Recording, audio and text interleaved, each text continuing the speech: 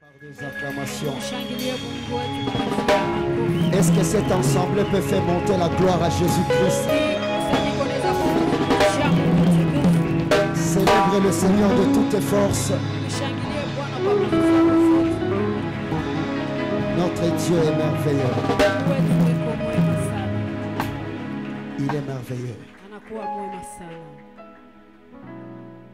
Yahweh biso tobelemi pembeni nayo. Dis-le.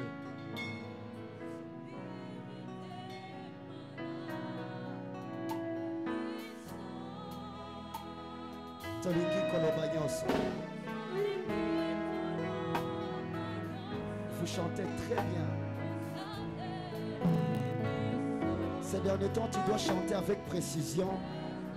Parce que par l'enseignement que nous recevons, tu as la précision dans certaines chansons. Yahweh biso tobelemi.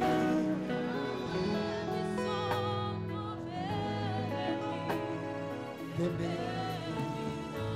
tosopi mitema na biso. Biso, tolingi, tolingi. Koloba nyonso. Yahweh Nzambe na ngai.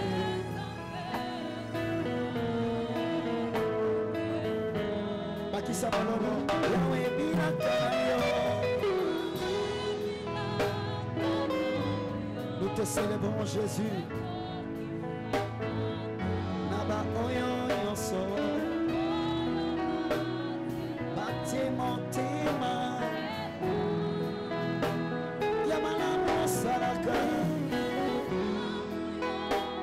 Papa, yakitoko pesaka. Yahweh Nzambe. Élève-toi bien.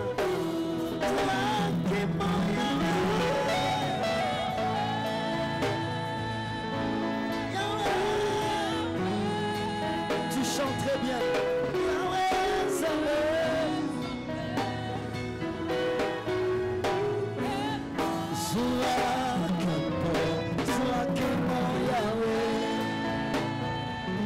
Saint-Esprit, glorifie Jésus ce soir.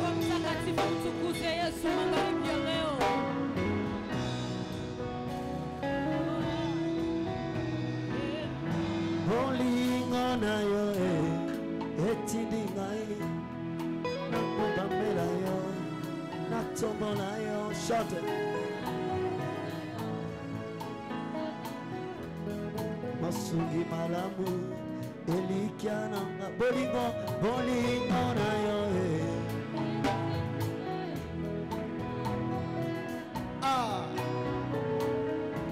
na yo misala na yo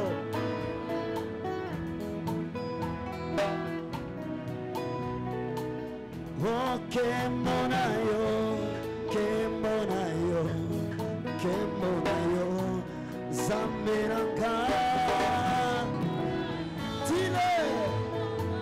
Je sens que la présence de Dieu sera ici ce soir. Kemonayo, Kemonayo, Kemonayo, Zamenanga. Que Dieu vous bénisse. Ensemble. Sokinga inatale sikana bandaye. Touti mosikaye.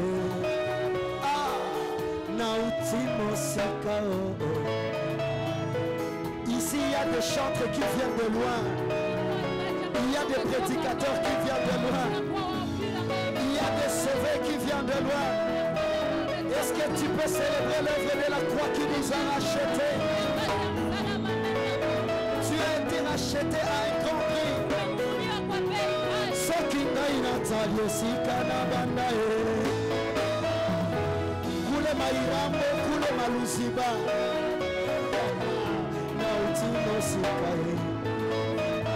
Si toi aussi tu viens de loin, dis seulement merci à Jésus avant la parole.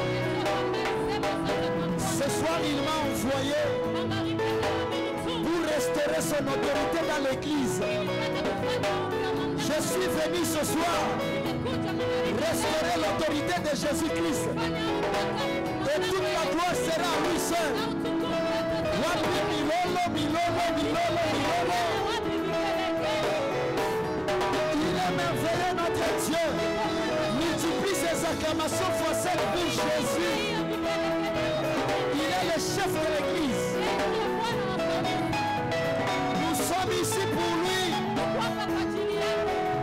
Nous sommes ici pour lui. Si tu es ici pour lui, dis à ton voisin, Jésus-Christ est le chef de toutes les églises. Jésus-Christ est le rédempteur. Il est le soleil levant. L'empreinte de la divinité. Le premier et le dernier. L'alpha et l'oméga. Il est la manne cachée. Il est le soleil levant. Il est l'enseignement. Nous le célébrons par des cris de joie.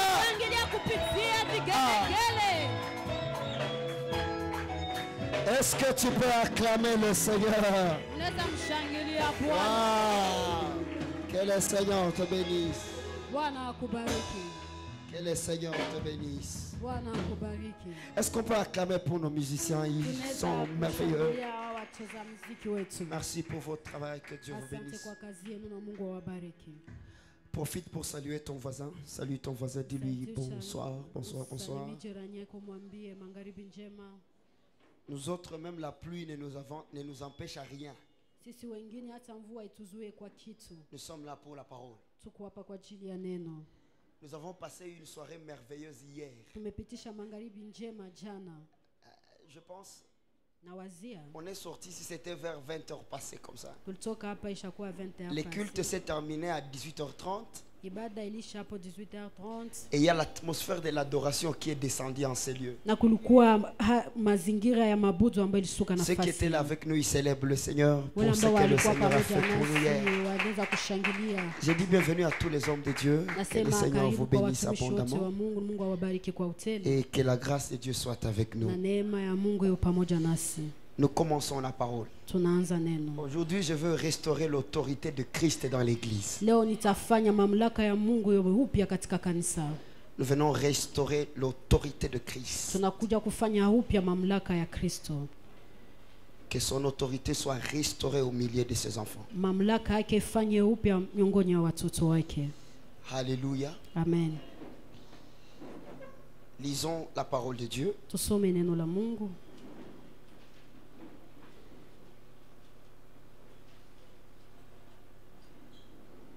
Lisons la parole du Seigneur. Nous sommes dans Proverbe. Proverbe chapitre 6. Le 16e verset. Il est écrit: il y a 6 choses que hait l'Éternel, et même 7 qu'il a en horreur. Les yeux hautains, la langue menteuse, les mains qui répandent le sang, le cœur qui médite des projets iniques. Nous célébrons la parole du Seigneur. Apocalypse 17. Apocalypse 17. Le 7e verset. Et l'ange me dit: pourquoi t'étonnes-tu? Je te dirai le mystère de la femme et de la bête qui la porte, qui a les 7 têtes et les 10 cornes. Célébrons la parole du Seigneur. Nous sommes en train d'aborder le 2e chapitre de notre séminaire sur la grande prostituée assise sur la bête. Et nous avons décidé d'aborder d'abord la bête avant d'attaquer la prostituée. Nous avons compris que historiquement, cette bête parle de la succession des empereurs romains. Hiyo mnyama inakuwa ikiongelea inaofuata wale wafalme wa utawala wa Warumi. Mais toute écriture Écriture a été inspirée pour nous servir d'instruction. Kila andiko imevuvia ili tupate kutuongoza. Cette bête, Hiyo mnyama elle a une alliance avec la prostituée. inakuwa na agano pamoja na hiyo kahaba. Nous avons compris que le diable travaille dans le système de piratage. Tumeelewa kama shetani anaenda kutembea katika ile hali ya kufananishwa. Parce que Apocalypse 21, je l'ai dit, Katika Ufunuo 21 nimesema. la Bible dit, viens, je vais te montrer l'épouse, la femme de l'agneau. Biblia inasema kuja nitakuonyesha bibi harusi, bibi ya mwana kondoo. Et c'est comme ça que cette fausse épouse aussi s'est attachée à la bête. Ndio vile ule bibi wa uongo naye ameambatana na hiyo mnyama. Nous sommes en train d'étudier maintenant les 7 têtes de la bête. Sasa tunakuwa tukisoma hiyo vichwa 7 ya mnyama.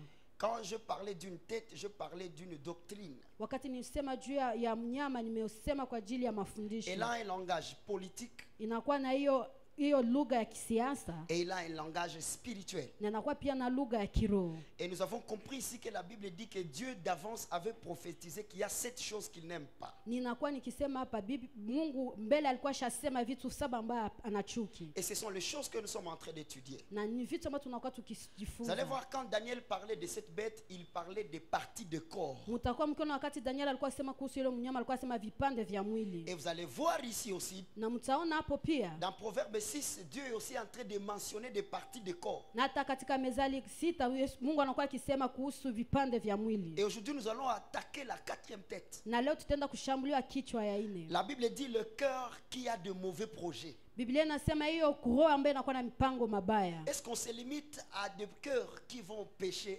Tunaachia pale kwenye roho ambayo inaenda tenda dhambi? Non, c'est pas le cas. Haiko hivyo. Ce message est très terrible et très sensible. Hiyo ujumbe nagusia sana inakuwa ya hatari J'ai déjà sana. parlé des 3 premières têtes. Nilikuwa nishongelea kuhusu vichwa 3 ya kwanza. Et même hier, nous étions en train de parler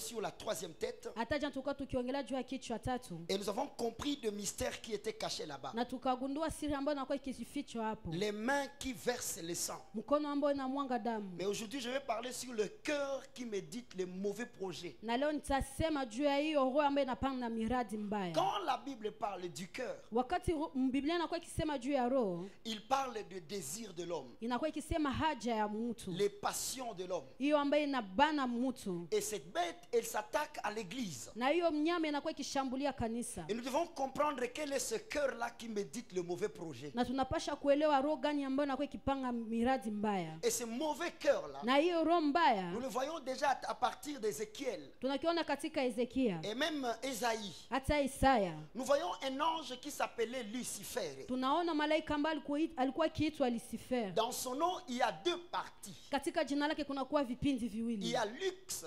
Kuna kuwa hiyo ambayo inakuwa ya kuvutia. Lux, c'est ma Lux. Lux. Et Ferré. Na hiyo fer Ce sont des mots latins. inakuwa maneno ya Kilatini. Lux veut dire lumière. Lux ni kusema mwangaza. Et Ferré veut dire porteur. Na fer ni kusema yule ambaye anabeba. Ça veut dire Lucifer était un porteur de la lumière. Kusema Lucifer alikuwa akibeba mwangaza. Et il s'est rebellé Akisasa akakuwa muhasi à cause de la lumière. kwa ajili ya mwangaza. Et il a dit, je placerai mon trône au-dessus du Tout-Puissant. Akasema nitatia kiti changu kienzi kwa juu ya ule mwenye nguvu C'était zote. à cause de la lumière. Ilikuwa kwa ajili tu ya hiyo Et mwanga. Proverbe est en train de dire, Na Mezeli anakuwa akisema ta parole est une lampe neno lako ni mwanga sur mon chemin et une lumière. na ni mwangaza kwenye njia Donc langu. vous allez comprendre Hapo sasa mtaelewa que Lucifer était un porteur de la connaissance. huyo Lucifer alikuwa mtu ambaye akibeba ujuzi. C'est vrai parce qu'il était parmi les chérubins protecteurs. Kwa sababu alikuwa ni miongoni wale wa kerubi ambao walikuwa wakikinga. Chérubin qui vient du mot kérubim. Huyo kerubi ni mtu ambaye anatoka katika hayo masemo kerubi. Kérubim qui veut dire la connaissance. Huyo kerubi ilikuwa imaanisha ujuzi. Ça veut dire il est une personne. Ni kusema ni mtu. Un esprit qui Ilikuwa connaissait roho Dieu. ambaye alikuwa anajua Mungu. Et c'est pourquoi son objectif Ndio maana lengo lake est d'apporter une fausse connaissance. ilikuwa ili apate kubeba ujuzi wa uongo. Et quand il entre en action Na dans Genèse, wakati anaingia katika matendo pale mwanzo, la seule proposition qu'il fait à Ève, kitu maana anaweza kumwambia Eva, il va lui dire, atamwambia il sait que si vous mangez cette fruit, anajua kama ukikula hiyo tunda vous serez comme lui. mtakuwa kama yeye. En quoi? Kwa nini? Pas en Kunini? divinité, Hapana katika umungu, mais en connaissance. lakini katika ujuzi. Donc vous allez comprendre. Mtaelewa sasa hapo. Osée chapitre 4 verset 6. Hosea sura ya 4 mstari wa 6. Dieu est en train de dire, Mungu anakuwa akisema, mon peuple périt taifa langu par linaangamia manque de kwa connaissance. kukosa ujuzi. Ça veut dire la grande mission du diable Kusema ile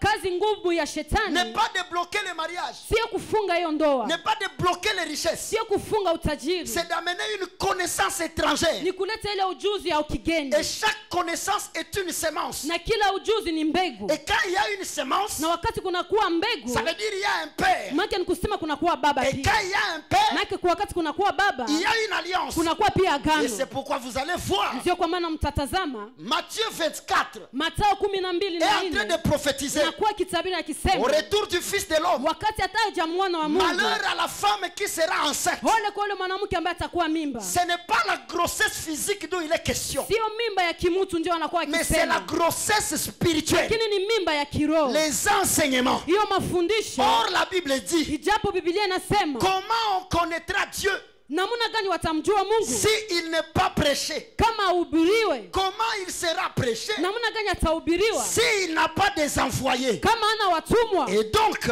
Nake ni kusema l'objectif du diable lengo ya shetani est d'établir des ni envoyés kushimika wale watumwa qui ont des semences étrangères. ambao wanakuwa na mbegu za kigeni. Les envoyés ou messagers. Wale watumwa, wale wajumbe, Ça veut dire, ni kusema le diable a difficile de dompter l'église. shetani anakuwa na ngumu ya kushika kanisa, Mais il va utiliser de corps étrangers. lakini atatumia hiyo mili ya kigeni. Esaïe chapitre 26 verset 13. Isaya 26 mstari wa 17. Éternel notre Dieu, Mungu wetu, d'autres maîtres que toi, hakuna Mungu mwingine zaidi yako, d'autres maîtres wengine wengine, wa Mungu zaidi yako, d'autres maîtres Bwana wengine wa Bwana zaidi ont yako dominé sur nous. wametutawala, Mais c'est par ton nom lakini ni kupitia jina que lako nous allons vaincre. ndio Or, tutawashinda. le nom de Dieu, Japo jina la Mungu c'est la parole de Dieu. ni neno la Donc Mungu. vous allez comprendre. Hapo sasa mtaelewa, Si tu n'es pas enseigné, kama hujafunzwa tu penseras que c'est Christ qui est ton maître alors que d'autres maîtres ont pris la place. utadhania kama Kristo ndio bwana wako, japo wa bwana wengine washakamata Et nafasi c'est yake. pour cela Ndio kwa maana l'objectif de la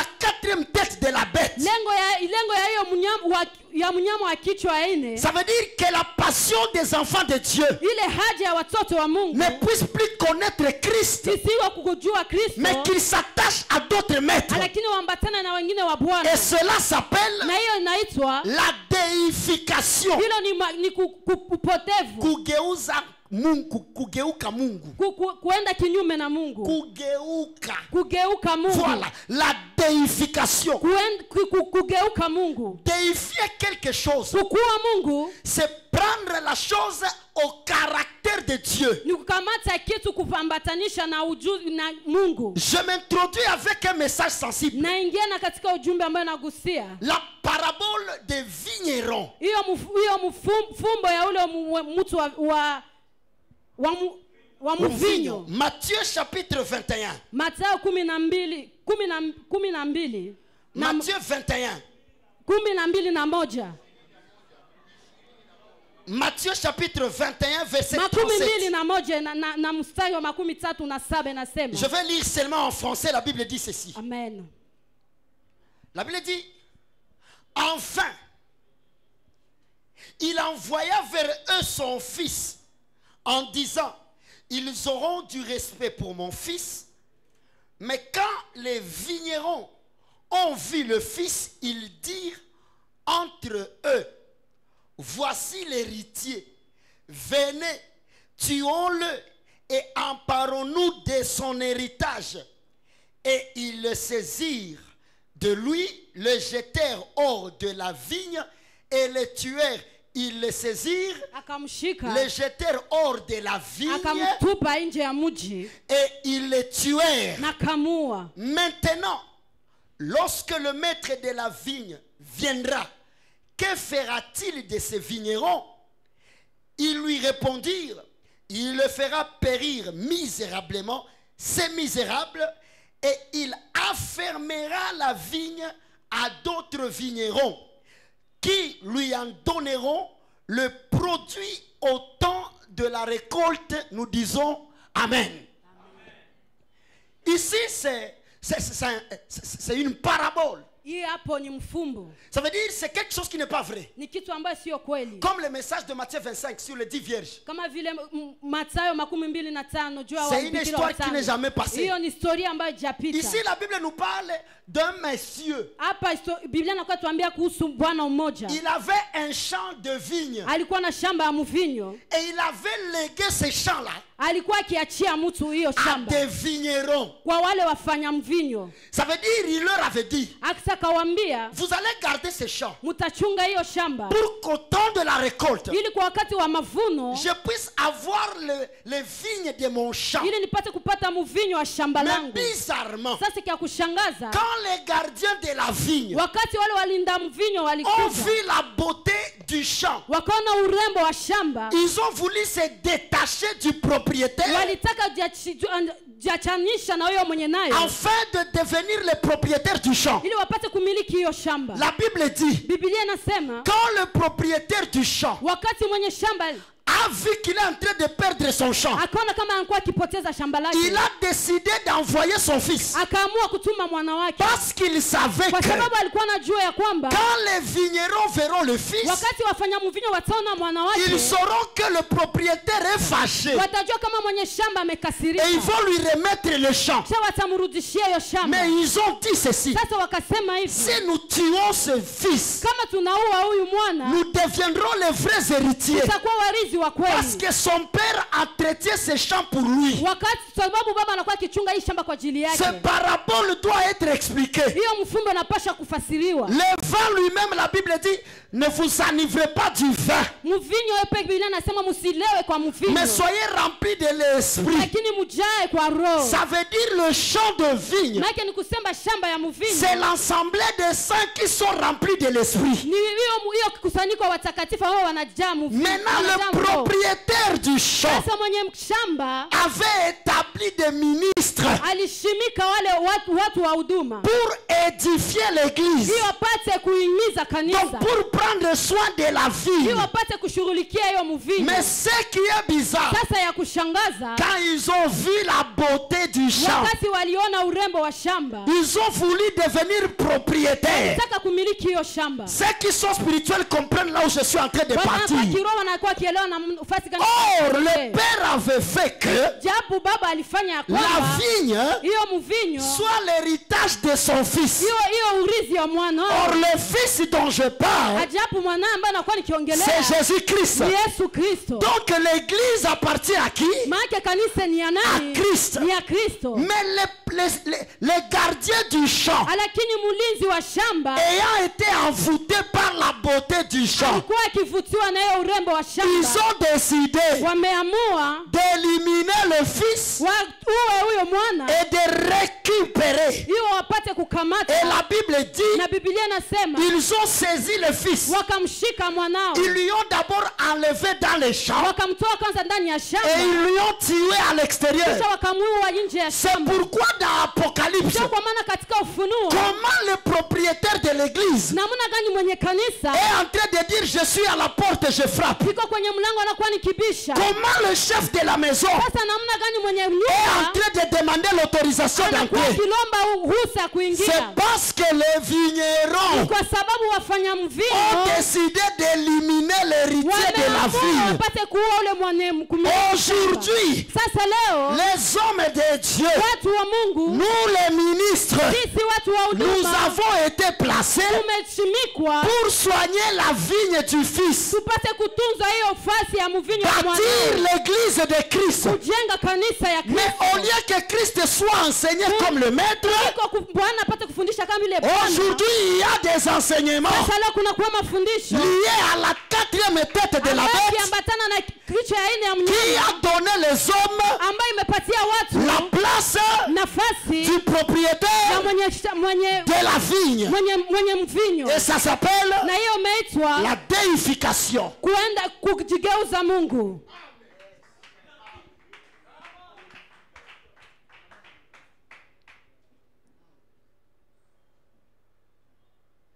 Dieu a-t-il envoyé des serviteurs? La réponse est oui. Jibu ni ndio. Mais le diable Lakini shetani a dévié leur cœur. akapotosha roho zao. Il a mis des projets uniques dans leur Akatia cœur. miradi zibaya. Il est difficile de prononcer un mot comme mon église. Inakuwa ngumu kusema sasa vile kanisa langu. Le seul qui a dit mon église, Ule ambaye amesema ni kanisa langu c'est Christ. ni Kristo pekee. Parce qu'il a dit à Pierre, Kwa sababu ameambia Petro, sur le roc, kujia mwamba je bâtirai nitajenga mon église. kanisa langu. Écoutez, Sikia, si l'Éternel nous établit comme des gardiens de vignes, kama Bwana anatushimika kama vile walinzi wa papa, mvinyo, la vigne n'est pas à nous. hiyo mvinyo sio yetu. Il ne nous interdit pas Atukataze, de boire sur le vin qui coule des vignes. atukataze kukunya kwa hiyo mvinyo ambayo inashuka kwenye mvinyo. Comme il n'interdisait pas à Adam de manger le fruit. Kama sasa vile kukuwa nakataza Adamu akule Mais il lui tunda. a dit, Lakini akamwambia, tu mangeras, utakula, sauf hapana, ne mange pas usile le fruit de la connaissance. tunda Du bien et du mal.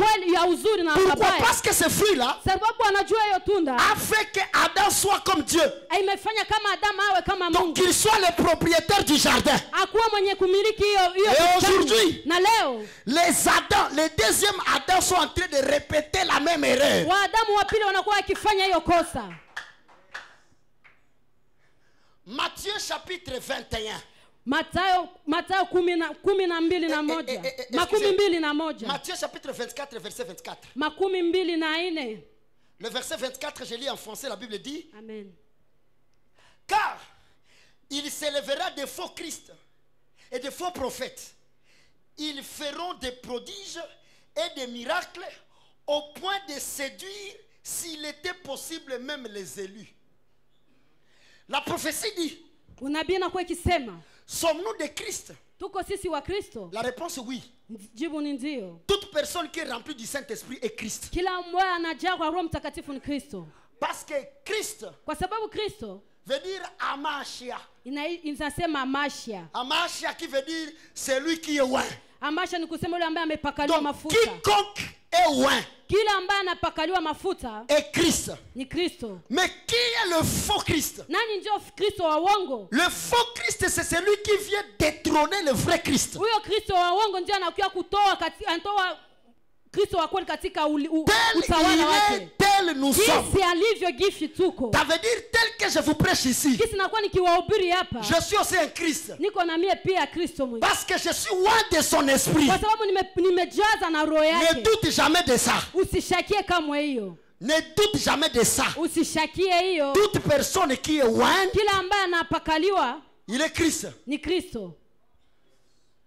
Tu peux mettre même au monde un enfant et tu lui donnes le nom de Jésus. Ce n'est pas un péché. Unaweza tia mtoto duniani kisha unampatia jina ya Yesu, sio C'est dhambi. normal. Ni Parce qu'il y a kawaida même tu. de Jésus au milieu de nous. Jésus et Josué, c'est la même chose. Katika mnyongoni wetu unakuwa wa Yesu na Yoshua ni vitu Quand on kimoja. appelle quelqu'un Josué, c'est la même chose que Wakati Jésus. wanakuita Yoshua make ni mama semi mwana Yesu. Pour que tu ne puisses pas être troublé, Ili usipate le docteur kuchanganyika. a dit qu'il est Christ.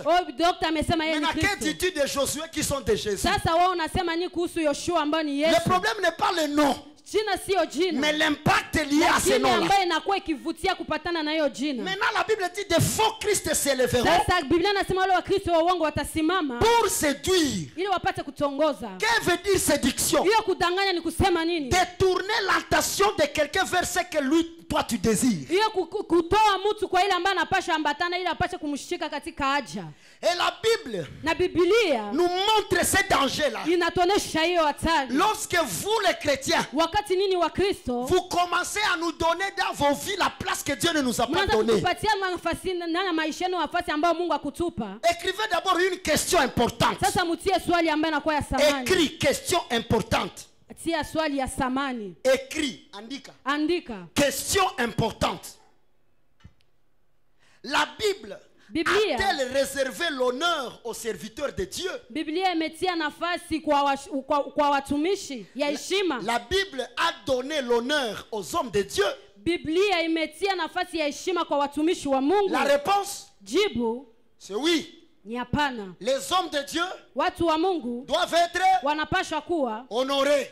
wanapasha heshimika. Dis à ton voisin, Ambia jirani yako, tu dois honorer les hommes de Dieu. unapasha kuheshimu watumishi wa Mungu. Lisons les Écritures. Tusome maandiko. Hébreux chapitre 13, Waebrania 13 le verset 17. mstari ya 17. La Bible déclare ceci. Biblia inatangaza hivi. Je lis au nom de Jésus-Christ. Amen. Obéissez à vos conducteurs et ayez pour eux de la déférence, car ils veillent sur vos âmes comme devant en rendre compte. Amen. Amen.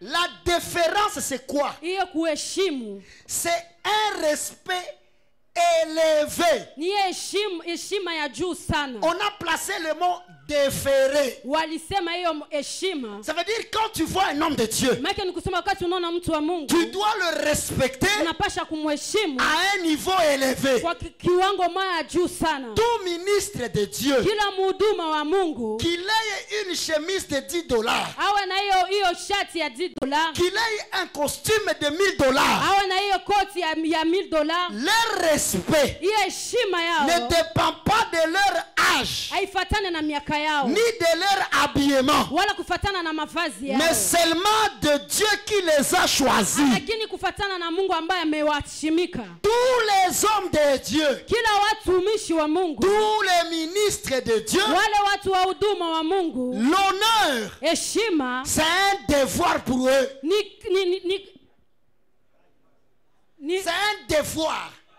Ni haki, ni haki, mapashwa. ni mapashwa Ça kwao. veut dire, Maana ni kusema tu ne respectes pas un homme de Dieu parce qu'il te prêche. au mheshimu mtu wa Mungu sababu Tu anakuhubiri. le respectes parce qu'en le choisissant, Dieu l'a respecté. Kwa sababu Mungu wakati Mungu alimchagua Mungu amemheshimu. Un serviteur de Dieu n'est pas n'importe qui. Mtumishi wa Mungu haiko mtu wa rahisi. Et la Bible dit, Na Biblia inasema il protège ses serviteurs comme son œil. Mungu analinda watumishi wake kama boni la jicho Or, les lake. deux parties du corps, Ijapo zile mipande mbili za mwili, il y a le corps kuna kuwa mwili et il y a la tête. na kuna kuwa kichwa. La Bible dit que l'église c'est le corps, Biblia inasema kama kanisa ni mwili, mais Christ est la tête. Kristo ni kichwa. Les serviteurs de Dieu Watumishi wa Mungu étant comme l'œil de Christ, wakiwa kama vile boni la jicho la Mungu, ils ne sont pas fixés sur le corps, hawaangalie kupitia mwili, mais ils sont fixés sur la partie de Christ lakini lui-même. wameshimika kwenye nafasi ya Kristo mwenyewe. Vous comprenez pourquoi je dis un homme de Dieu est un Christ? Kwa nini mnasema mtumishi wa Mungu ni Kristo? Parce qu'ils font partie de la partie la plus Kwa importante. sababu wanakuwa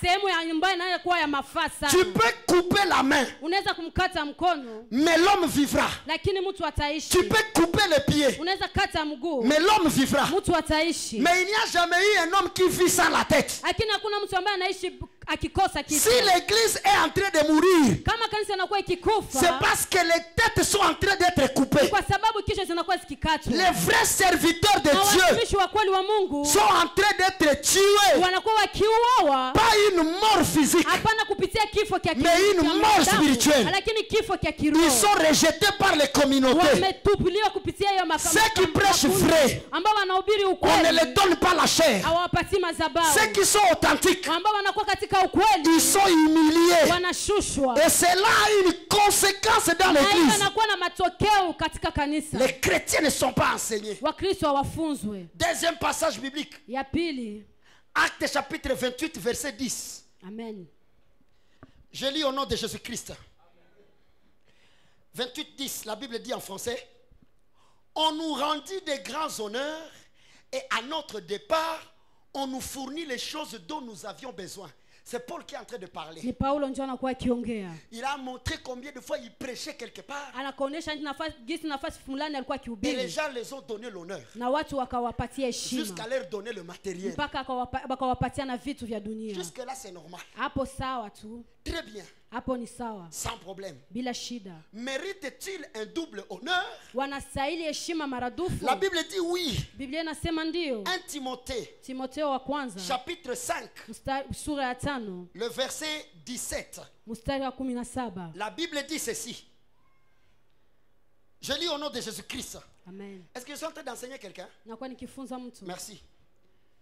que les anciens qui dirigent bien soient jugés dignes d'un double honneur, surtout ceux qui travaillent à la prédication et à l'enseignement. Vous comprenez ça? Donc ceux qui vous enseignent, ceux qui vous prêchent, ils méritent double honneur. Pas ceux qui sont consacrés anciens. Si pour être ancien, donc un ministre dans l'église, tu dois savoir enseigner. Aujourd'hui les gens nous disent que ce sont les docteurs qui sont chargés de l'enseignement. Tous les 5 ministères sont appelés à enseigner. Il n'y a pas un vent doctoral dans l'église. Moi mon église a un vent prophétique. Non, non. L'église a un seul vent. C'est le vent de l'enseignement. Un évangéliste doit enseigner. Un prophète doit enseigner. Différencier le ministère prophétique et les dons prophétiques. Tout ministre est enseignant. Et d'abord enseignant. Aujourd'hui on passe un évangéliste, c'est celui qui n'a pas de profondeur. Tout ministre doit savoir interpréter les Écritures. Et l'assemblée de ces dit Amen 2 fois. Oh, il y a un enseignement, il y a un docteur. Oh, les enseignants, c'est pour le docteur. Nous sommes prophétiques. Ça veut dire quoi? Être pasteur, c'est prendre soin du peuple de Dieu à travers l'enseignement. Être docteur, c'est placer la doctrine selon l'enseignement. Être prophète, c'est révéler la parole prophétiquement par l'enseignement. Si tu ne sais pas enseigner les Écritures, tu n'es pas ministre de Dieu. Tu es rapide à t'appeler évangéliste, tu as une profondeur. D'ailleurs l'évangéliste, c'est celui qui doit être dangereux. Parce dans Esaïe, la Bible dit il n'avait ni beauté ni éclat pour attirer. Qui doivent maintenant attirer cette beauté? Qui doivent révéler cette beauté-là? Ce sont les évangélistes. Ils doivent révéler Christ jusqu'à séduire leur cœur. Aujourd'hui, un évangéliste, donc c'est quelqu'un qui presse n'importe quoi. Frère, tu es ministre de Dieu. Apprends à enseigner. Et si tu ne sais pas enseigner, il y a des enseignants, des enseignants. Il y a des personnes que Dieu a établies pour enseigner les autres. Paul avant d'enseigner, il est d'abord monté à Jérusalem. Il est parti voir les 3 colonnes de l'église. Ces 3 personnes-là qui étaient les gardiens de l'enseignement.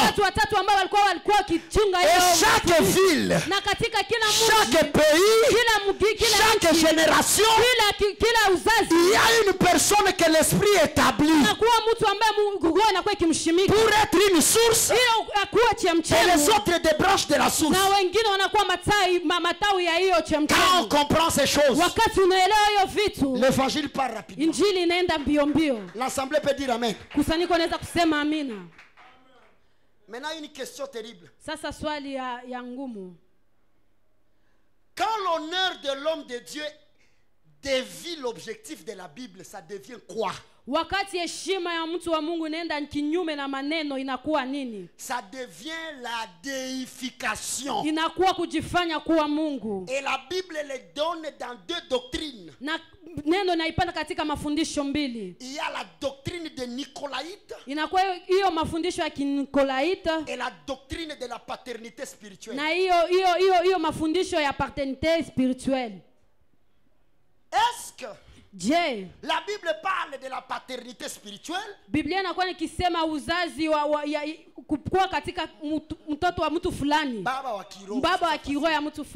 que la Bible le dit?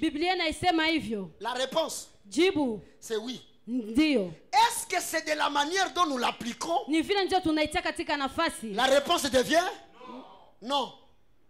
La Bible dit qu'il existe un père. Biblia inasema kuna kuwa baba. La réponse est oui. Jibu ni ndio. La Bible dit Biblia inasema il existe un père spirituel. kuna kuwa baba wa kiroho. La réponse Jibu ni c'est non. Jibu ni hapana. Bonsoir.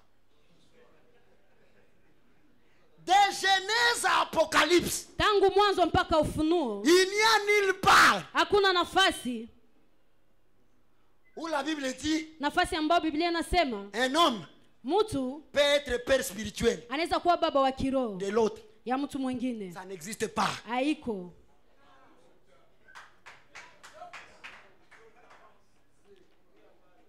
Dis à ton voisin, nous sommes dans les séminaires eschatologiques. Ambia jirani yako tunakuwa katika semina ya ufunuo.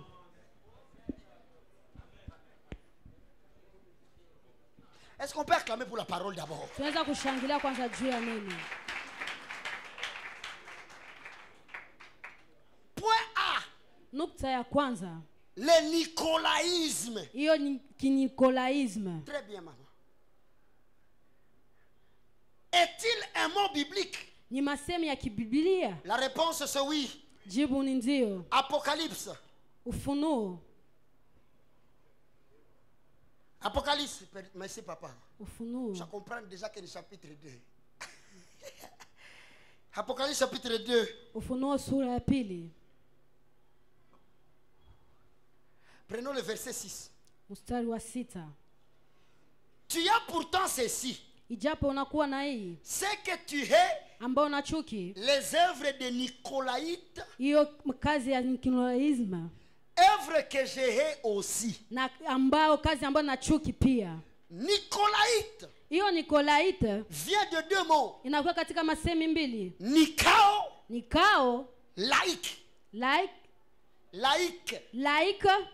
Je vais essayer un peu de... Ah, mon tableau, bonjour.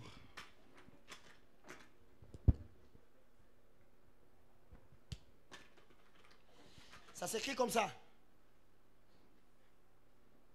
Nikao. Laïque. Nikao veut dire Nikao ni make dominer. utawala. Laïque veut dire Like ni fidèle. kusema mwaminifu. Donc la doctrine du nicolaïsme, Hiyo mafundisho ya kinikolaite c'est la domination des fidèles. ni utawala ya Wakristo. C'est donner une autorité au-delà Mwaminifu. de l'autorité que Christ t'a donnée. Ni kupana mamlaka zaidi ya hiyo Kristo amekupa. Lève la main, déclare avec moi, je hais le nicolaïsme. Sema na chuki kinikolaisme. Quel est l'objectif du nicolaïsme? Na lengo ya hiyo kinikolaisme ni nini? C'est les vignerons qui ont tué le fils. Ni wale wafanya mvinyo ambao wameua mwana. Le respect qu'on doit donner à Christ. Hiyo heshima wanapaswa kumpatia Kristo. Les choses que nous ne pouvons que recevoir de Christ. Vitu ambavyo tunapaswa kumpokea tu kwa kutokea kwa Et Kristo. il nous prêche que c'est à travers eux qu'on peut les recevoir. Hao wanatubiri kama kupitia hao ndio tunapaswa kuipata. Une question. Sasa swali, Est-ce qu'un homme de Dieu peut transférer un ministère dans l'autre? mtu wa Mungu anaweza kusukuma huduma katika mtu mwingine? Ça, c'est le nicolaïsme. Hiyo ni kinikolaisme. Parce que c'est le Saint-Esprit qui a donné les uns comme. Kwa sababu Roho Mtakatifu ndio angepatia wamoja Quand kama. tu appelles quelqu'un Wakati unaita et tu dis mtu, je vais t'impacter du ministère prophétique, unasema kama nitakufutia kupitia tu unabii. perds l'identité d'être serviteur Unajipoteza hiyo anoni et ya tu kuwa deviens mtumishi, unakuwa nicolaïte. nikolaite.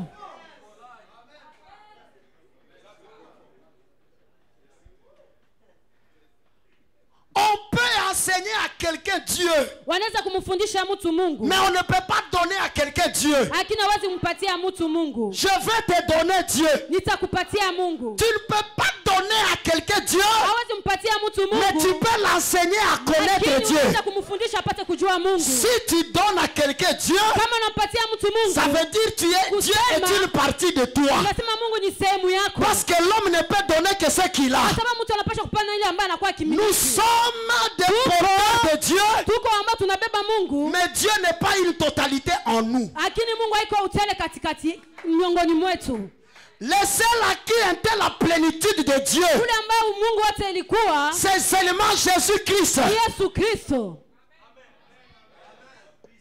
Et nous écoutons des gens qui disent aux enfants de Dieu, Na tunasikia watu ambao wanaambia watoto wa Mungu, tant que je n'ai pas déclaré la bénédiction sur cette chose, ça ne peut pas avancer. wakati siatam kama ubaraka juu ya kitu haiwezi kutembea.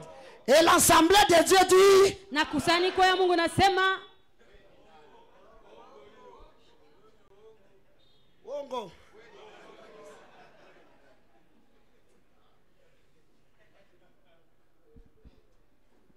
Lorsque tu as blessé le cœur d'un père, wakati unaumiza roho ya baba, il t'excommunie. anakutenga. Est-ce que la Bible nous a donné l'autorité Biblia imetupatia mamlaka d'excommunier quelqu'un quand il nous a déçus ou quand il a manqué du respect à la ya parole? kutenga mtoto wa Mungu, wala mtoto wa Mungu wakati anatuvunja moyo wala ameenda kinyume na maandiko? Le nicolaïsme. Hiyo nikolaisme.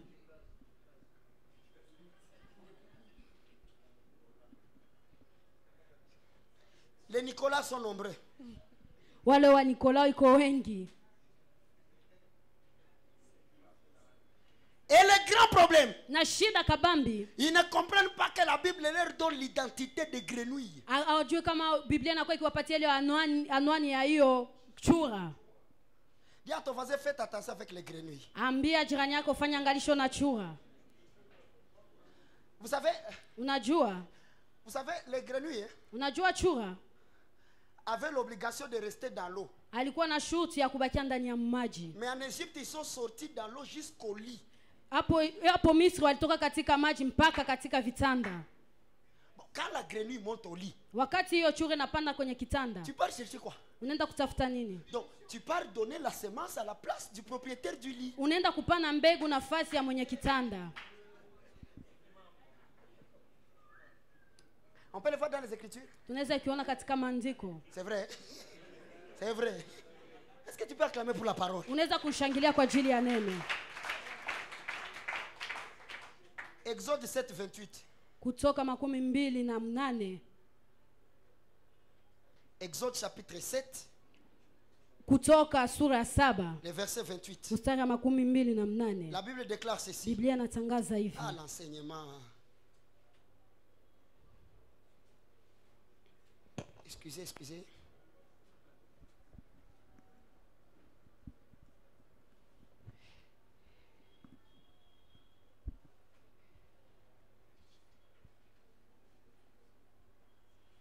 Les fleuves fourmillant de grenouilles, elles monteront et elles entreront dans ta maison, dans ta chambre à coucher et dans ton lit, dans la maison de tes serviteurs, dans celle de ton peuple et dans tes fours et dans tes pétrins. Nous disons Amen. Amen.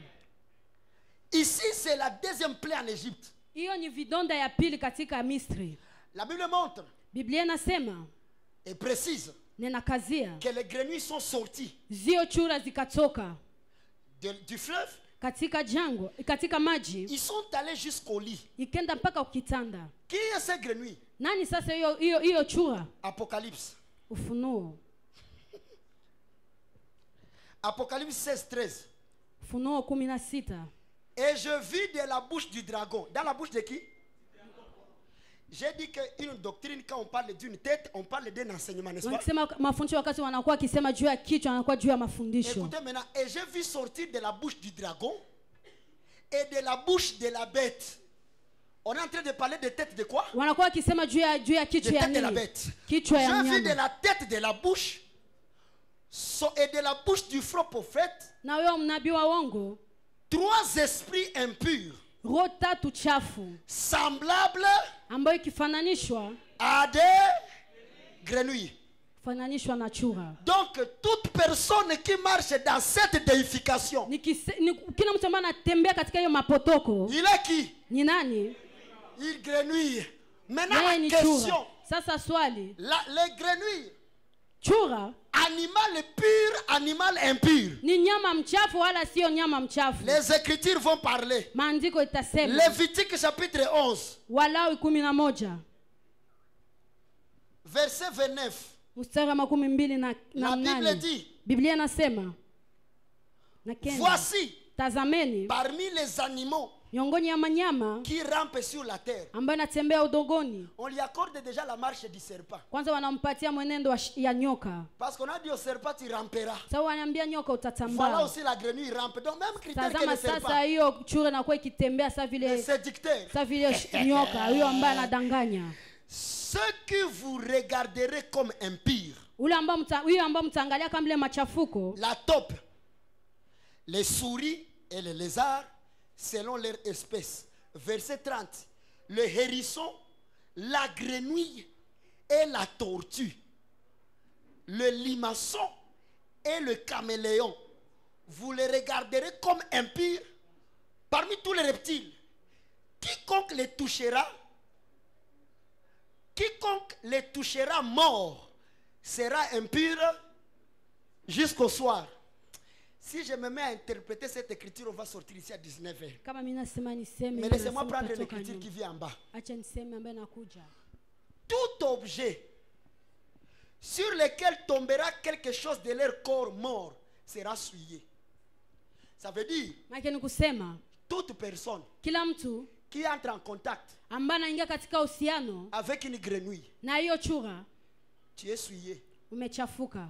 Or, les grenouilles Ijapo hiyo chura sont les porteurs d'esprit impurs wanabeba hiyo roho chafu venant sur les lits. ambayo inatoka kitandani. Les lits, c'est quoi? Kitanda ni nini? C'est là où l'homme donne calmement la semence. Ni nafasi ambayo mtu anapanda mbegu kwa utulivu, Calmement. katika Ça veut utulivu. dire déjà, Ni kusema make l'autel de Dieu, hiyo madhabahu ya Mungu c'est déjà un lit. inakuwa kitanda. Et aujourd'hui, Na leo toutes les grenouilles zio chura zote veulent monter au lit. wanapenda kupanda Qui est en train de kitandani. comprendre ce que je suis en Nani train de dire? anapenda, nani anakuwa akisikia ama anakuwa nikisema? Qui est en train de comprendre? Nani anakuwa akielewa? Et au lieu de prêcher, ils ont quoi, Kuliko quoi. kuhubiri wanaanza tu Il y a une kunguruma. différence entre enseigner et la voix. Kuna kuwa utofauti katika Il sauti y na a des gens qui kuhubiri. ont des grosses voix, mais ils Kuna kwa watu n'enseignent ambao rien. wanakuwa na sauti kabambe lakini hawafundishi kitu.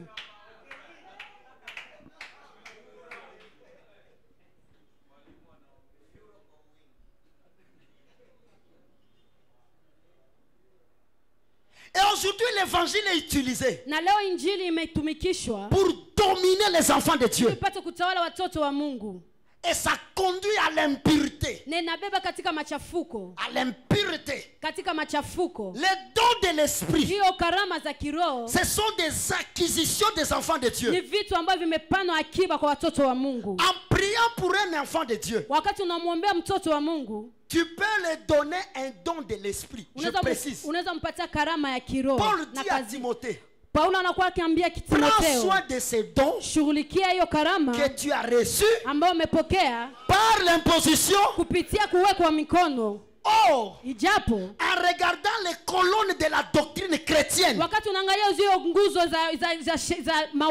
Hébreux chapitre 6, verset 1er, Waebrania sura 6 mstari wa kwanza, parmi les doctrines de la foi, kupitia hiyo mafundisho ya imani il y a le renoncement aux œuvres mortes, kunakuwa kuachilia hiyo matendo mabaya, la foi en Dieu, hiyo kukua katika Mungu. doctrine de...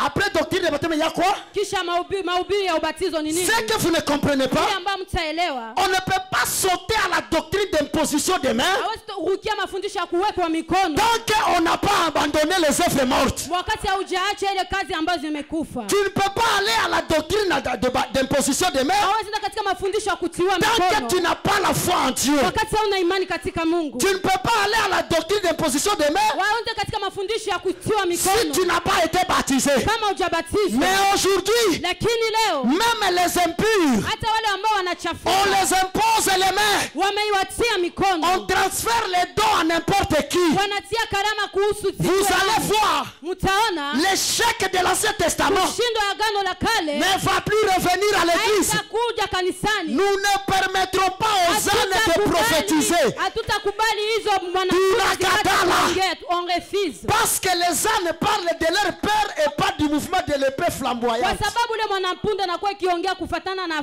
panga na hiyo Woga. uoga.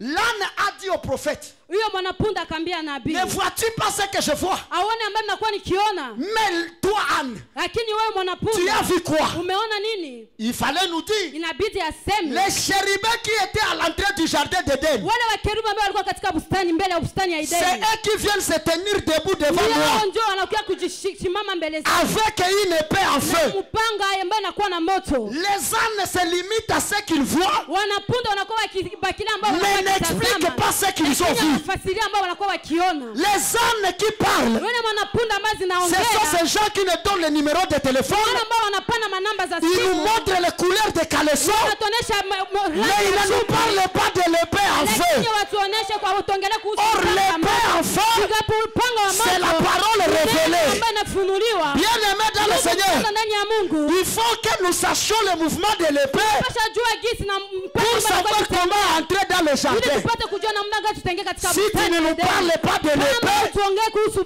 tu n'es pas de Christ. au kwa Kristo. Je ne suis pas venu apporter la paix, Kukuja kuleta amani, mais l'épée. lakini upanga.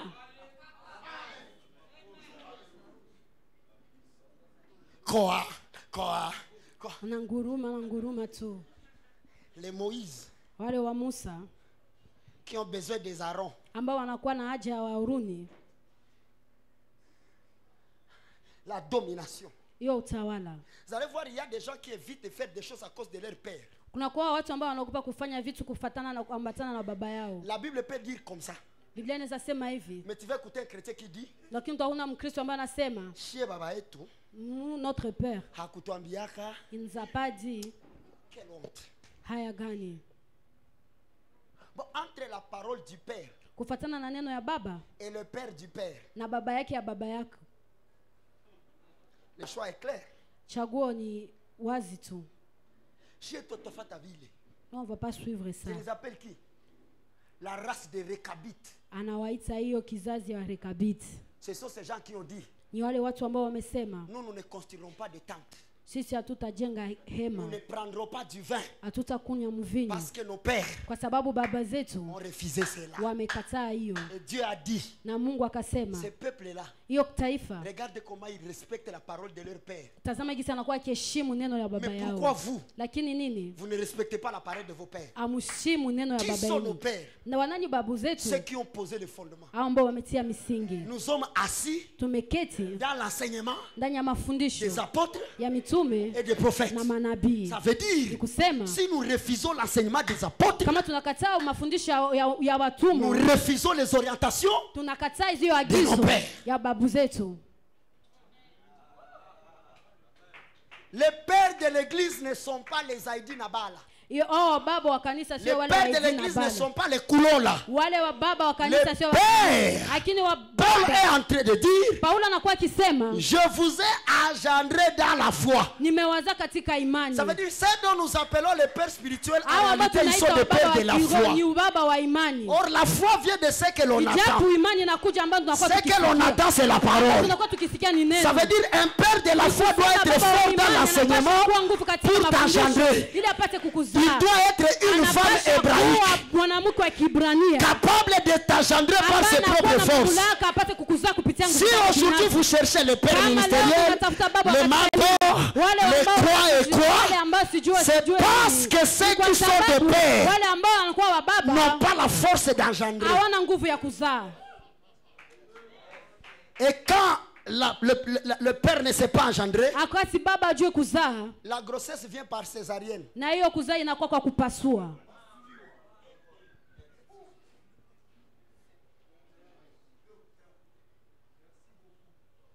Dieu a-t-il prévu un enfantement par césarienne? Mungu alitayarisha kuzaa kwa kupitia kupasua? Non.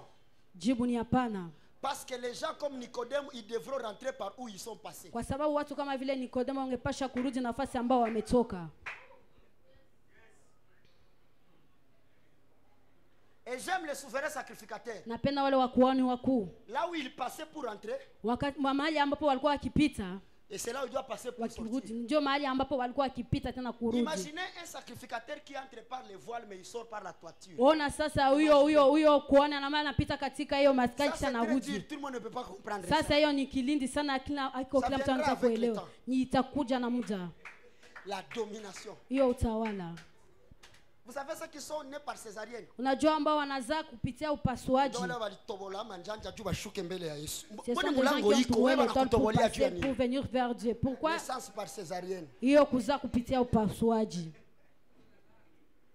Ils amènent et les malades un son lit. Analeta mgonjwa pia na kitanda yake.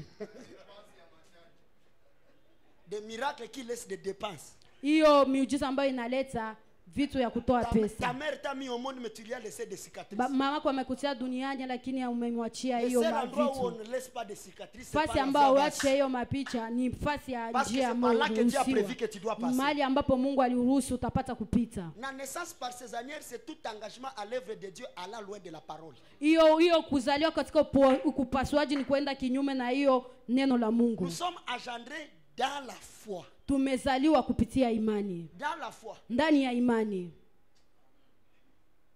Oh, père alisema. Oh, mon père a Dadi dit. alisema.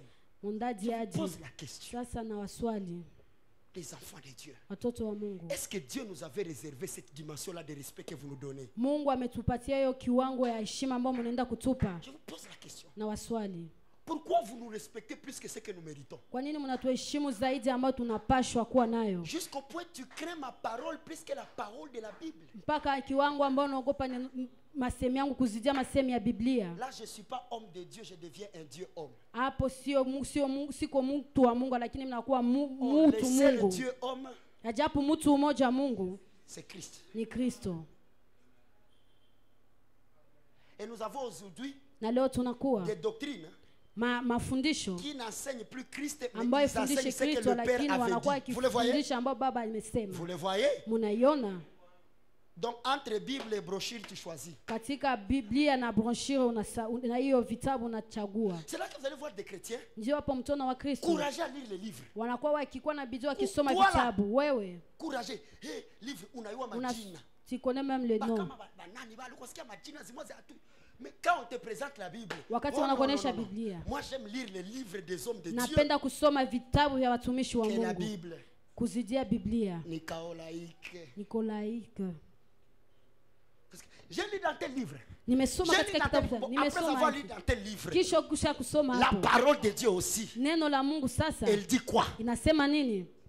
J'ai écouté un homme de Dieu dire, Na kusikia mtu wa Mungu jusqu'au point, akisema mpaka kiwango certains prennent même des écouteurs. wengine wakamata hata hiyo vitu vya masikio Ils portent, wanavaa, ils téléchargent wanakuwa wakirudilia tout ndani l'enseignement. mahubiri yote, Et quand il arrive, na wakati anafika nous sommes des copieuses. tunakuwa wale ambao wanafananisha. Comment aller répéter ce que a dit alors que la Bible est là? Kwa nini kwenda kurudilia vya nyingine alisema japo Biblia inakuwa Moi, hapo? je suis le vrai Éléazar. Mimi niko Eliazari wa Je ne suis kweli. pas satisfait de la cruche de Rebecca. Si sitoshele na hiyo Je vais suivre Rebecca pour voir là où elle amène sa cruche. Nitaenda kufuata Rebeka nione kwa anabeba mtungi yake. Donc, à part ce qu'on te dit, tu n'as plus le temps de chercher toi-même.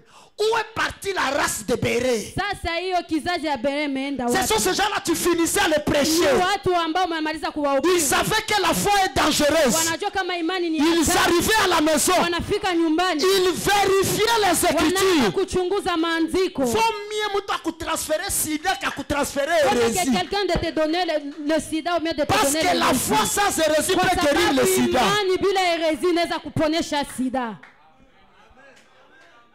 Beaucoup de chrétiens ont des foi hérétiques. Wakristo wa wengi wanakuwa na imani ya Pourquoi? uongo. Kwa nini? Tu as laissé les grenouilles monter sur le lit. Umeacha chure pande kitandani. Mazabao iko fasi ya kufanizia urafiki ya watumishi ya Mungu. Bongo. Amen. Tu peux être mon ami, mais si tu ne portes pas ce qui est utile au corps du Christ, hapa hautapanda. Unaweza kuwa rafiki yangu lakini ubebe ambaye inakuwa ya samani kwa mwili wa Kristo hautapanda Et hapo. ce que nous devons retenir, Na ambapo tunapasha kubana. quand quelqu'un monte sur la chair, Wakati mtu anapanda kwenye la Bible dit madhabahu. c'est poussé par l'esprit Biblia inasema ni kwa kusukuma que kwa les roho. hommes ont parlé de la Ndio part de watu Dieu. wamesema Maintenant, celui qui n'a pas l'esprit de Dieu, il a l'esprit du Père. ya Mungu anakuwa na roho ya baba. Qu'est-ce qu'il dira? Sasa atasema nini? Chers enfants, Watoto wa Mungu que nous avons engendré dans la foi, ambao tumezaa katika imani. ne nous ressemblez pas à la qualité de la voix. Amen. Ne nous ressemblez pas à l'habillement. msitufananishe na sisi kupatana Ne nous manguo yetu. ressemblez pas à la coiffure. Msitufanane kupitia Paul a kichwa. dit à Timothée, Paulo anaambia Timotheo, les choses que je t'ai enseignées, vitu ambavyo nimekufunza donne-les aux gens qui sauront bien les garder. uwapatie watu ambao watajua vizuri kuichunga. Hauko mtoto wangu wa kiroho parce que tu Tu marches n'es pas comme mon moi. enfant spirituel kwa sababu unatembea sawa vile mimi. J'utilise les mots spirituels dans le langage où vous comprenez. Naitumikisha mtoto wa kiroho kupatana masema ambayo La mnasikia. paternité spirituelle. Hiyo kwa mtoto wa kiroho. Rendez-vous demain. Kesho. Hapa kesho. Kwa hii madhabahu. Demain sur cette chair, Tutalomba msamaha. vous allez demander pardon. Aujourd'hui, je suis dans le nicolaïsme. Leo tuko katika kinikolaisme. Nous voulons recevoir le Père. Tunatafuta kumpokea baba. Le réservoir. Kwangwa. Kumpokea. Le panthéon. Pamba.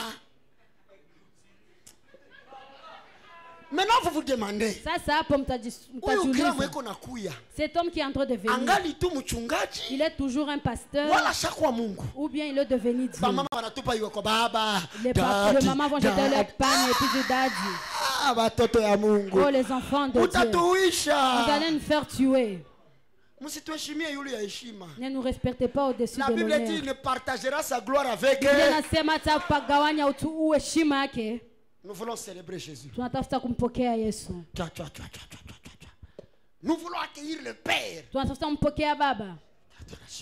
Papa. Make kama ungefika mnivo kuna kama watoto wako wanaanza kuheshimia saa Mungu. Hauyaona kosha kwa for Christ. Amen. Hauyaona tu.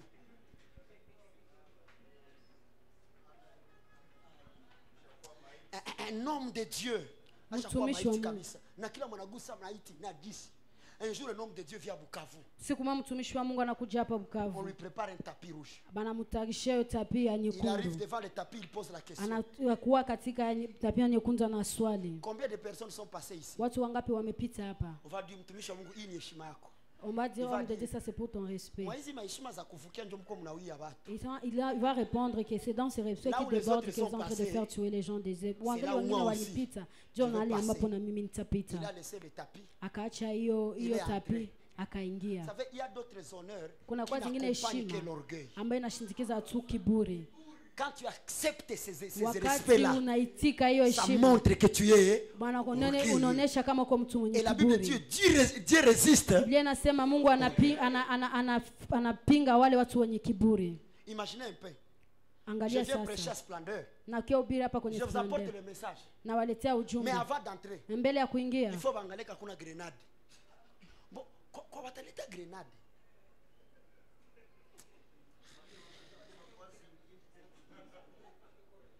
Chers enfants de Dieu, watoto wa Mungu, respectez-nous, mtuheshimu, mais ne nous déifiez pas. lakini msitufanya kama kuwa wa Mungu. Il y a de respect que tu dois réserver à celui qui t'a sauvé. Kuna kuwa heshima ambayo unapaswa kupatia yule ambaye Je amekukomboa. répète ça à voix haute. Na irudilia kwa sauti kuu. Ça, c'est la malice de la bête. Hiyo ni ujanja wa Le nyama. diable, Shetani il avait osé monter au-dessus. alipima kupanda juu. Il a vu ce qu'on lui a fait. Aliona ambayo Maintenant, walimtendea. pour aussi nous enlever dans notre gloire, Sasa na sisi kutoka katika utukufu il va wetu, chercher à nous pousser à la même chose. atatusukuma tufanye hiyo Allez vitu. aussi prendre la gloire au-delà Kwenda de la gloire qui nous kukamata est utukufu réservée. juu ya ambayo inakuwa zaidi ambayo wametupa. C'est ça sa stratégie. Ndio ujanja wake. Tu sais le diable, Unajua shetani pour t'amener dans la profondeur, il te tente dans la hauteur. ili apate kubeba katika ulinda na kubeba katika ujuu. Je vous pose la question. Sasa na uswali, Il a enlevé Jésus au-dessus du quoi? aliinua Yesu juu ya nini? Jésus était assis dans le désert, Yesu alikuwa kiketi mais son jangwani, esprit était au-dessus lakini du roho temple. yake ilikuwa juu ya hekalu. Et puis, il n'y a jamais eu une tentation dans la montée, mais dans la descente, jette-toi. Akukuwa jaribu sawa vile katika kwa kupanda, lakini alimwambia ajitupe. Est-ce que celui qui est par terre peut être jeté? Ule ambaye anakuwa chini anaweza Il te jitupa. place d'abord dans une position. Anakuta katika Et kiwango, puis il te dit, kisha anakuambia il va t'amener des gens qui vont t'honorer. atakuletea watu ambao Y watakuheshimu. compris à ta kutia l'ulimi kanyaki. Ils sont prêts de Et mettre toi, l'air tu dans dis, que tu puisses vous le savez plaisir. respecter l'onction. Unajua Frère, kuheshimu upako. Tu es devenu un faux Christ. Ndugu, unakuwa Kristo wa uongo. Parce qu'il faut demander quand ils mettent leur langue. wakati Ils ont mis wanatia quoi à ulimi Christ? wako wao sasa waliambia nini Kristo? C'est pourquoi Paul a dit, Ndio Paulo alisema nous avons été tabassés de toute manière, tumepigwa kila namna, mais nous avons reçu lakini tumempokea 40 coups moins 1. hiyo mfimbo 40 Pour dire, kutosha moja. Maana ni Mon kusema Seigneur a reçu 40 coups. amepokea mfimbo Moi, je vais 40. prendre 39. Sasa mimi nitabeba ile 40. Mais aujourd'hui, sasa leo Paul a réservé le respect même dans la souffrance. Paulo amekamata hata na heshima katika mateso. Il a dit, je ne souffrirai pas comme mon maître. Anasema mimi sitateseka kama Même Pierre l'a dit, hata Petro na je ne serai pas crucifié sitasulubiwa comme mon maître. kama vile Mais si nous voulons être glorifiés plus que lui, kuke kusidia yeye, qu'est-ce qu'il s'agira de la souffrance? sasa itakuwa kwa nini kwa mateso? Tu me respectes. Unaniheshimu. Merci beaucoup. Asante sana. Tu me déifies. Au Unanifanya nom Mungu puissant de Jésus. kwa jina Arrière de moi, Satan. nyuma yangu shetani. Qui sont les Satans? Na nani ndio Ce mashetani? sont ces enfants qui nous promettent la gloire sans accepter que le Père passe dans la tombe. Ni wale ambao wanatupatia utukufu lakini hawaitiki kama baba apite katika kaburi. Le Jésus a compris une chose. Na Yesu alielewa kitu Je moja. veux la gloire. Ninapenda utukufu. La réponse est la tombe. Jibu ni kaburi. Mais aujourd'hui, Lakini leo pourquoi vous ne voulez pas que nous entrions dans la tombe? kwa nini hampendi tuingie katika La foi kaburi? n'est pas forte dans la mort, Imani sio nguvu katika mais notre kifo. foi est forte dans la résurrection. Lakini imani yetu iko ngumu katika ufufuko.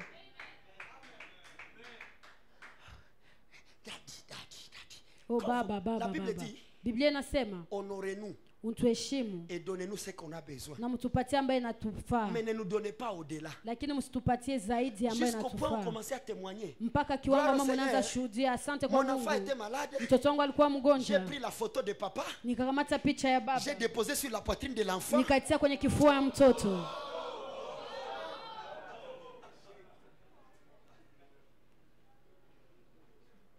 J'étais rempli de démons. Nilikuwa nikijaa mapepo. Nikaona tu photo ya papa. J'ai vu seulement la photo de Macho papa, yake. mais ses deux Ikapiga yeux mishale. a lancé des Kwanza, flèches. Et wewe d'abord, Mkristo mwako na mapepo. quoi, toi qui as de Toka démons nje. à l'extérieur, Toka. à l'extérieur, Et par la déification, na kunjifanya kuwa Mungu, vous commencez à céder même au sentiment de père. munaanza hata kujitosha katika hisia ya wababa. Pourquoi? Kwa nini? Que si moi je ne suis pas rempli du Saint-Esprit, vous ne parlez pas en langue. Kama Pourquoi? mimi sijaze na Roho Mtakatifu, mama Mais quand mpasi le kuongea père kwa commence, lugha. Hezovara, ya, Wakati ya, ya, baba ya, anaweza ya. sema tu kwa lugha, Itavashadaha. unaona Tu étais hata où? ulikuwa wapi? Toka. Fanatique. Wewe mshabiki. Nous levons la main, nous brisons le fanatisme au nom de Jésus. Nyosha mkono na tunavunja Nous ne sommes pas ushabiki des disciples katika des fanatiques des hommes. Kwa wafuasi Nous wa- sommes wa- des disciples de qui? kwa wafuasi De wa Jésus-Christ. Kristo. Jusqu'à ce que vous commencez à faire des scénarios, Mpaka ambapo mnaanza fanya des michezo. séries avec des épisodes dans le corps du Christ. Mnafanya michezo na tena na mavipindi ya kurudilia Si le katika père mwili fait ya comme Kristo. ça, Kama baba anafanya Toi hivi, aussi. na wewe pia. Tu as senti quoi? Na wewe umesikia Tu nini? as senti Na wewe quoi? ulisikia nini? Jusqu'à ce que j'ai vu un homme de Dieu qui délivre avec les ballons. Mpaka ambapo Akikuchengo nimeona na quoi mtoto délivrer? wa Mungu anaenda L'apostasie. kufungua kupitia Vous kaburi. connaîtrez la vérité Kweli et la vérité vous na affranchira. ukweli itawaweka Ceux qui huru. sont pour de la vérité, ils célèbrent l'évangile. Ambao wanakuwa katika ukweli wanashangilia injili. Et à cause de ça, Na kwa sababu ya nous hili recevons des magiciens tunapokea watu wa usuda sans le savoir. bila kujua.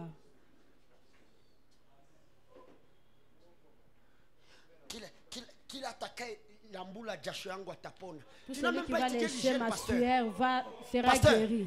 Tu n'as même pas étudié l'hygiène. Ndugu pasta wako kutufunza hiyo usafi. Na wewe ukamate upako, Et toi pour recevoir seulement l'onction, tu vas aller m'essuyer puis tu viens, tu vas te mettre ça sur ton corps. Muyasho yangu muko buchafu. Hii ni mwili njoko na choka. Roho yangu haitoke yasho. Amen. Roho haitoke yasho. L'esprit n'a pas de Maandiko sueur. nasema mwili ni dhaifu ila roho. L'Écriture dit comme Sema ça. nyingine mwili utoka jasho lakini roho kaukau. Haitoke yasho. Yasho yangu, yasho. Ma Yasho. sueur. Nunapanguza tu wapendwa. Leo hii maji nitakao ikoga mtakamata toni 3 mnatia mchakula zenu, magonjwa tapona. Aposta. Que Dieu bénisse cette bouche-là. Et puis il enlève le costume. Kisha anatosha Il jette par terre. koti yake, kisha anatupa chini. Quiconque va piétiner. Kila yote ambaye atafinyanga. Papa. Baba, Apostat. wewe msema Qu'est-ce qu'il y a uongo. dans le costume? Nini Apart kwa de sabuni ya kifeu va le kufulia. Pourquoi l'apostasie dans le corps du Christ? Kwa nini uongo inaingia Et vous les katika mwili ya chrétiens, vous aimez Kristo? maintenant le cinéma. Na mwe watoto wa Mungu mnapenda hiyo Vous aimez mafilamu. les cérémonies. Mnapenda hiyo michezo. Vous aimez les cérémonies. Mnapenda hiyo vitu kabisa. Cérémonie. Hiyo Mungu anekona power. Cet homme aussi a l'onction. Nilete tu mai hapa. Et j'apporte seulement de l'eau ici. Inatetemeka. Et puis je vais commencer à trembler. Mimi nataka kama uchumvi chwa. Je mets du sel Do dedans. savaraba. Mimi nakamata mafuta nywa. Je mets dedans de l'huile. Gogo chasema ile solution parle. Et tu seras en train de dire cette solution-là. Et ni danger. Chanongeza mene fursana. Kisha naleta sema Anataka mulete fursana na fusana. mwange nakuwa na damu ya Kisha na hii ni damu. Ambia karibu yako damu. Na mnaanza hii baba.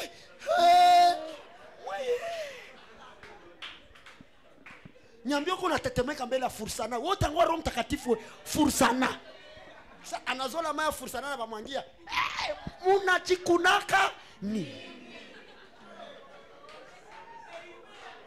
Dis à ton voisin, l'église doit être réformée. unaambia jirani yako kama kanisa Les chrétiens de Béret n'ont pas besoin de cérémonie. Hiyo Wakristo wa Ils Berea ont besoin d'une seule chose, wanakuwa na haja ya enseignement. mafunzo. Montre-nous le Père Oneshe Baba. et cela nous Na suffit. tena tushoshelea. Nous brisons le nicolaïsme au nom de... Kunja hiyo kinikolaisme kwa jina la. Pour me respecter, Kwa ajili ya je kuniheshimu. vais donner un exemple. Ndapana tu Bienvenue, mon mfano. fils. Salis-moi comme ton père dans la foi. Nisalimie kama vile babako katika imani. Bonjour. Ça ne suffit pas? Haitoshelei tupu. Mimi nakufa. Je meurs.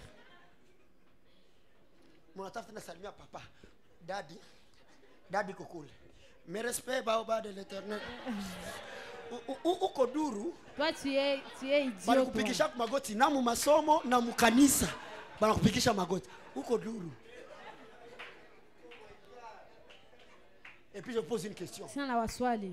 Si c'était le cas, Kama ni hivyo, pourquoi nous voulons que vous nous respectez comme ça, mais au-dessus de nous, on n'accepte pas qu'il y ait des gens qu'on respecte comme ça? kwa nini mwe mnataka sisi tunapata mtu heshima lakini juu yetu tupende tukukue mtu ambaye atakuwa atatuheshimu hivyo? Mnaanza kwa mtu mnasalimia mimi na familia.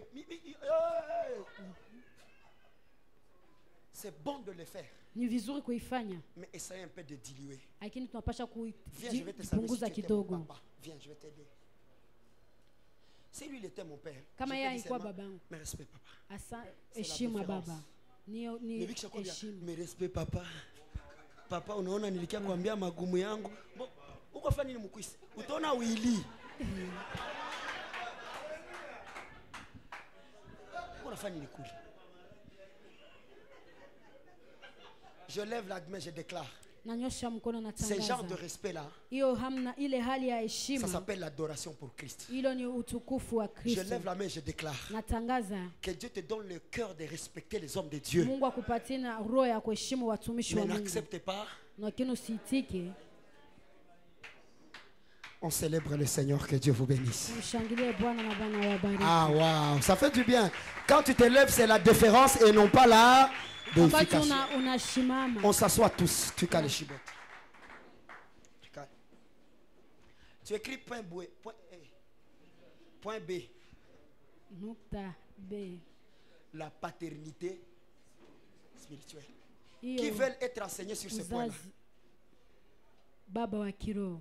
Demain, je vais parler sur ce point-là. Kesho nitaongea kuhusu hiyo Demain à nukta. 16h30, Kesho hapo 16h30 je commence l'enseignement. naanza mahubiri.